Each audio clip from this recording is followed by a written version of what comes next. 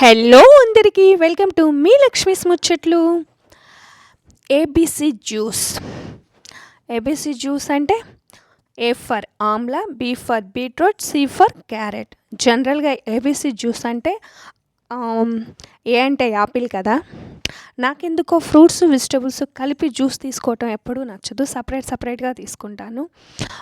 Beetroot క్యారెట్లోకి fruit కలపటం కన్నా కూడా ఆమ్లా అయితే చాలా మోర్ హెల్త్ బెనిఫిట్స్ ఉంటాయి కదా.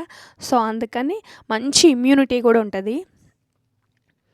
అందుకని ఇలా 3 కలిపి జ్యూస్ చేశాను. టేస్ట్ కూడా ఆమ్లా పడటంతో పుల్లగా భలే ఉంటుందిలేండి. బ్లడ్ చాలా తక్కువ ఉంది, 7% అలా. సో దీనివల్ల కొంచెం హార్ట్కి కూడా బ్లడ్ పంపింగ్ తక్కువ ఉంటుంది కదా, గుండెల్లో దడ.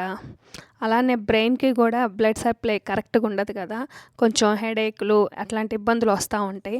సో మనకి టైం లేదు అనుకుంటా మనం టైం కేటాయించుకోం కదా తినటానికి. ఇప్పుడు మనం టైం కేటాయించుకోకపోతే ఫ్యూచర్లో హాస్పిటల్కి టైం కేటాయించాల్సి వచ్చింది. So my dear sweet ladies, take care.